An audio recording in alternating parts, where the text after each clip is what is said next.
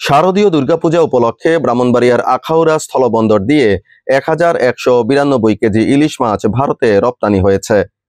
আজ দুপুর 2টার দিকে 2টি পিকআপে করে মাছগুলো ত্রিপুরা রাজ্যের আগরতলা স্থলবন্দরে প্রবেশ করে। প্রতি কেজি ইলিশের দাম ধরা হয়েছে $12.5 মার্কিন।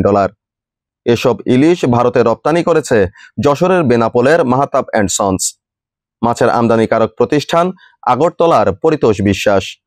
উপজেলা মৎস্য সম্প্রসারণ কর্মকর্তা মোহাম্মদ রেজাউল করিম বলেন, এবার দুর্গাপূজা উপলক্ষে শর্ত সাপেক্ষে বাংলাদেশ থেকে 1200 টন ইলিশ ভারতে রপ্তানির অনুমোদন দিয়েছে সরকার। 37টি প্রতিষ্ঠান এসব ইলিশ রপ্তানির অনুমতি পেয়েছে। স্থলবন্দরের মাছ রপ্তানিকারক মোহাম্মদ নেসার উদ্দিন ভুইয়া বলেন, 2টি পিকআপে 53টি বক্সে 1192 কেজি মাছ পাঠানো হয়েছে। বাংলাদেশ বেতার কুমিল্লা নিউজ ডেস্ক।